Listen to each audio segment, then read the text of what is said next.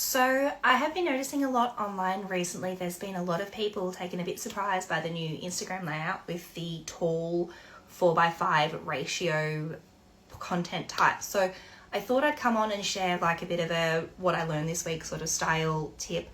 Canva again, I will move on to some other systems and tech in future videos, but this is what is really flagging for a lot of people. So I thought I'd share some tips for you. So we knew that rectangle grids were probably going to come back in 2022. Around about May, they started testing things out.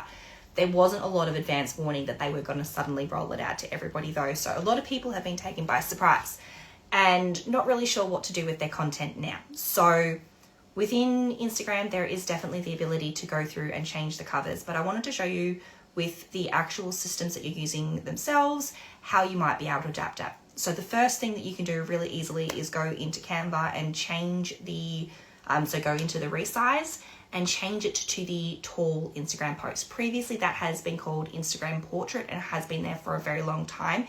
They have now called it Instagram 4:5, I think is the name of it, but you'll see it's sitting there. So you can go in and just resize your content to the 4:5 ratio. First thing to do, really easy. Now I'm going to tell you something else to do with your system. I'm going to bring you a little bit closer. I'm going to show you. You're going to join me over here for a second. So I have these little lines here. Let's see if I can zoom in for you so you can see them a bit better.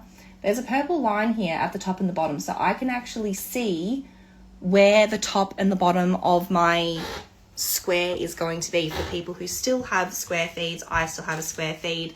I can see that. So the way that I did that was I dropped a square onto my post. You can find it through Elements, or you can hit the S for square and it will give you a square. Expand it out to the full size. So 1080 by 1080 and center it. Then you're going to go into settings, show rulers and guidelines, turn on the rulers and guidelines and drag the line from the top to the top of that square and drag another line to the bottom of the square. Now you can delete the square. Now you will have within your systems, within your settings, the way that you build content, you will actually have a guideline to let you know where the square view is and where that tall rectangle view is. You can go in and change your systems today, change how you're doing things so that from now, any content that you're making going forward is set up for you. You don't need to panic. Yes, it's going to change things. Yes, you can go back and retrospectively change the covers if you want to. You can change the format. You can add a new cover image. There's things that you can do, or just set up your systems.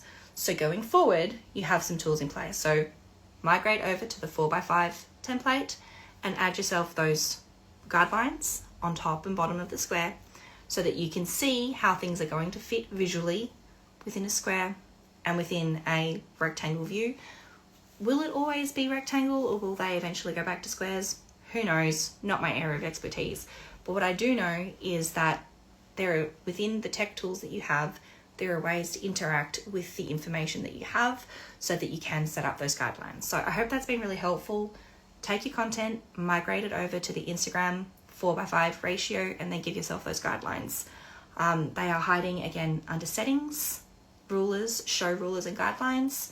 Drop a square into the middle of your image, bring the line to the top, bring the ruler to the bottom, and now you have everything set up. I hope that's been helpful. Let me know if it has. And in the next What I Learned This Week video, I will start sharing some other tools. So I'll talk to you later. Bye.